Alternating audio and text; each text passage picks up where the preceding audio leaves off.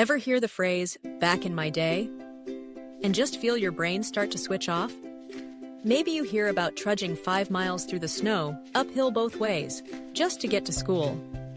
Instantly, it feels like a cue to tune out, right? But what if those classic old stories weren't just tired cliches or invitations to roll your eyes, but actually powerful tools for deeper connection?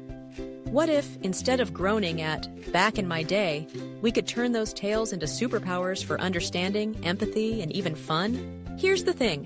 When elders share these stories, it's easy to hear them as criticism. It can feel like you're being told, you're doing it wrong, or you don't appreciate how good you have it. But strip away the lecture, and you'll find much more beneath the surface. Those stories aren't about boasting or putting anyone down. They're about belonging, resilience, and passing on the lessons that shaped a generation. Elders use stories to share the meaning behind their experiences, to help the next generation see where they come from and what they overcame.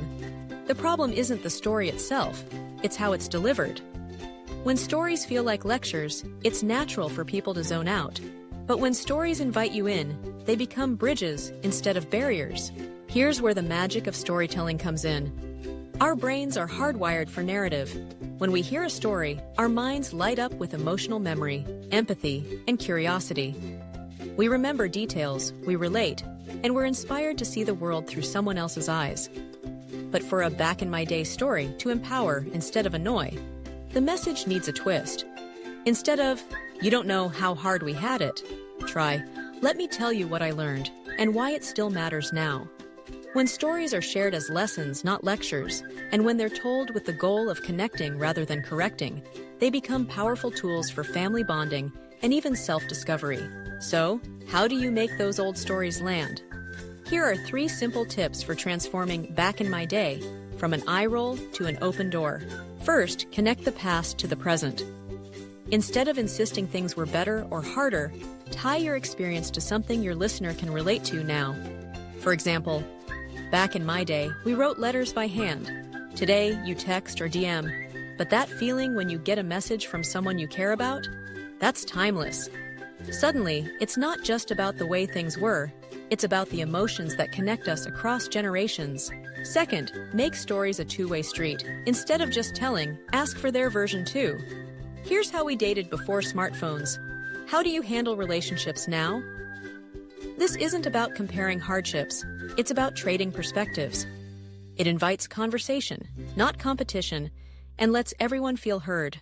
Third, focus on feelings, not lectures. Center your stories on the emotions behind the memory, not on advice.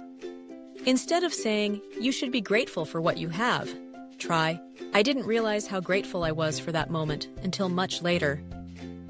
It's amazing how much more powerful a story becomes when it's honest, vulnerable, and real. A well-told story doesn't get old. It grows stronger with every telling, so next time you feel a back-in-my-day moment coming on, say it with heart, not just habit. You might be surprised at the connections you create and the memories you spark. And who knows?